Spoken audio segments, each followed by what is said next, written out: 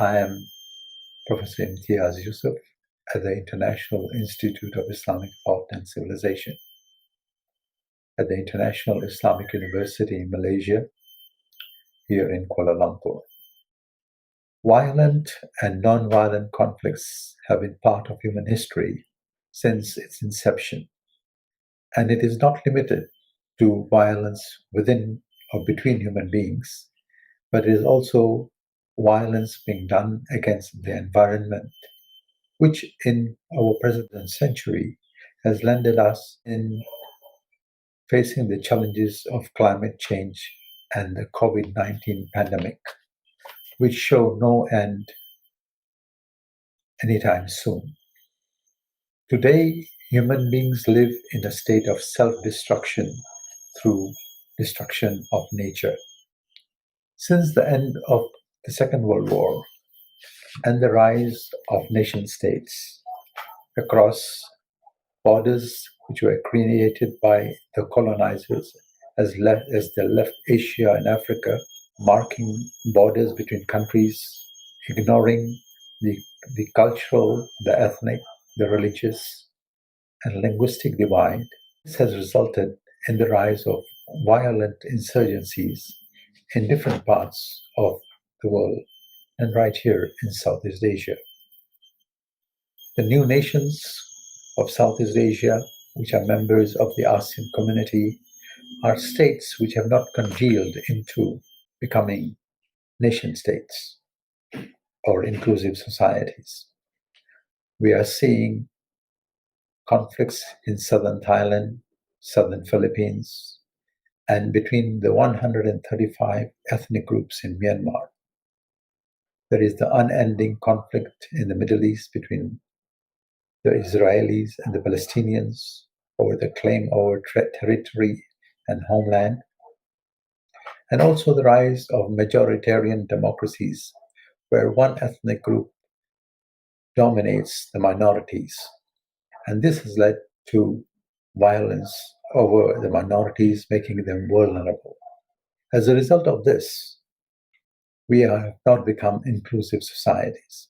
And currently, we are also witnessing the use of religion to enhance, or religion is used to manipulate conflicts and promote violence.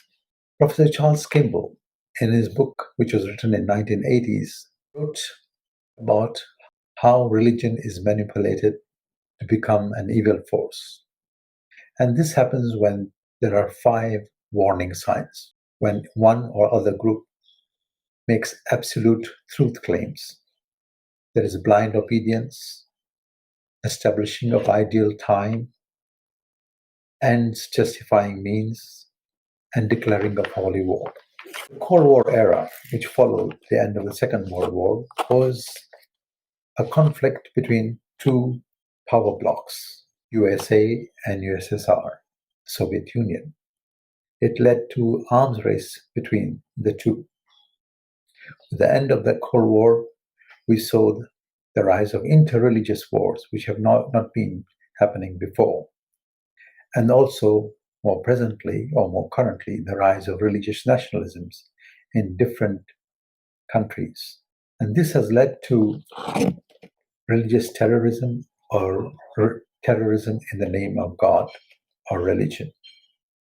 And the main causes behind the rise of religious terrorism or terrorism in the name of religion are alienation, psychological memory that is being withdrawn, as we see in the case of many individuals who have engaged in violent activities, such as the Aum Shinrikyo group in Japan, humiliation by the majority group over the minority, as we have seen in the case of Palestine and Israel, the creation or the change of religious demography of the provinces in different countries, when one group is forced to migrate, or the majority group is forced to migrate to minority groups, as we have seen in the case of the forced migration of the Javanese Indonesians to Papua, the Filipino Christians to Mindanao in southern Philippines,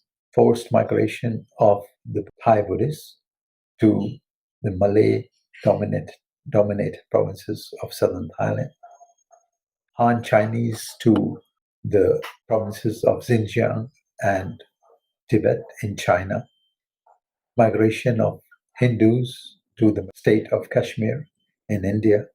The third factor behind rise of terrorism in the name of religion is the history or claims to promised land, territorial disputes between India and Pakistan over Kashmir, the violent war between Sinhala Buddhists in Sri Lanka, the ongoing wars and violent conflicts between the different ethnic groups in Myanmar, where the Burmans are engaged in violent conflict with the Chin, Karen, Karenni, Shan regions of that country, and also the rise of religious sectarianism, especially between the Sunni and Shia in the Middle East. The question is, how do we manage and prevent violent conflicts from happening?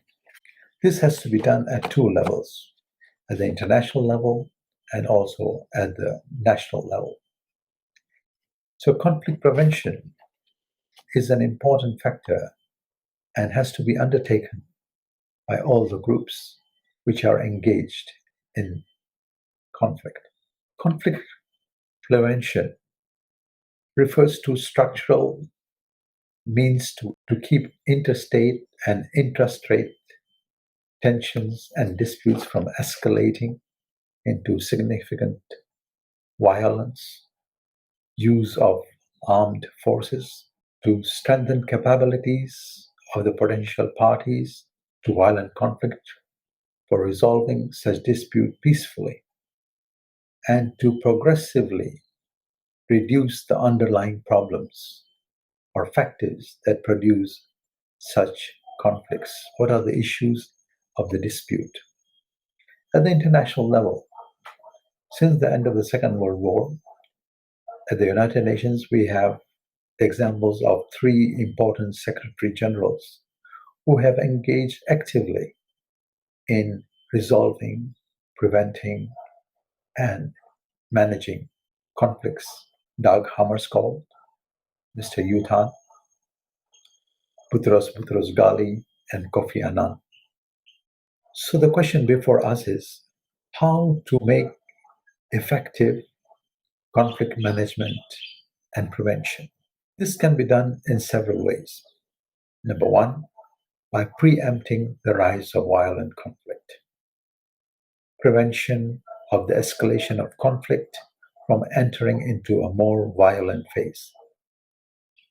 Number two, there should be genuine addressing of the root causes behind the conflict and resolving them. And number three, which is very important, there should be political will on the part of the state and the conflicting parties to resolve the conflict and disputes on win-win basis and not zero-sum game. Conflict resolution requires give and take agreement. Both parties or conflicting parties should be ready to compromise and cooperate to bring about successful end to conflict. Successful examples of such win-win solution for conflict, as seen in the case of the independence of East Timor from Indonesia in 2002, the end of the Aceh conflict also in Indonesia in 2004. Let me end my discussion here with some concluding remarks and informing you about some new developments. Conflict management requires addressing root causes of the violent conflict through structural preventive measures.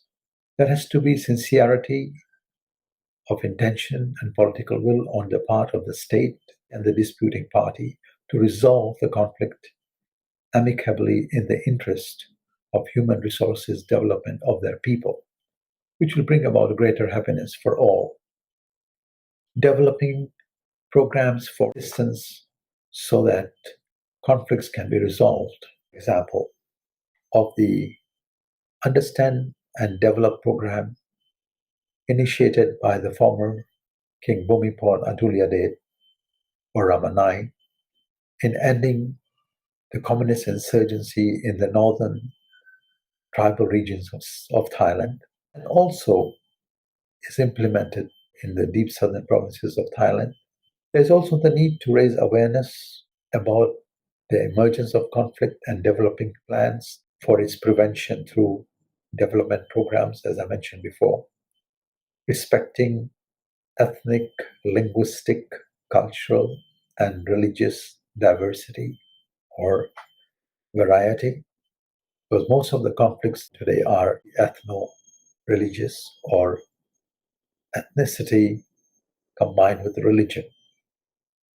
There should be assurance of justice for all, equality for all, human rights for every community, especially the vulnerable groups, and the global implementation of the United Nations Sustainable Development Goal number 16, which advocates to promote peaceful and inclusive societies for sustainable development, provide access to justice for all, and build effective, accountable, and inclusive institutions at all levels. Preventing, reducing, and ideally, if possible, eradicating genocide, war crimes, ethnic cleansing through interreligious dialogue to prevent atrocity crimes. In 2004, in face of the rise of hate speech, the United Nations Office developed or instituted a new office called Office on Genocide Prevention and the Responsibility to Protect to address the problem of hate speech.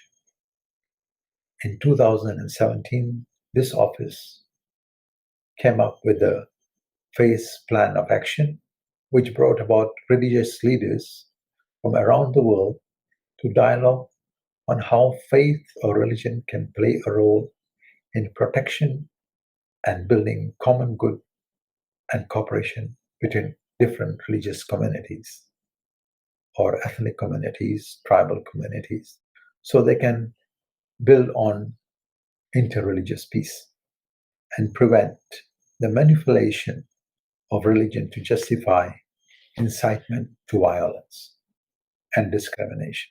Therefore, I conclude that managing and preventing violent conflicts is a task for everyone. And it is a topic of research in which you can engage with different topics, different subjects, country-wise studies, international level studies, and come up with different projects in the task of managing and preventing of violent conflicts around the world. Thank you very much.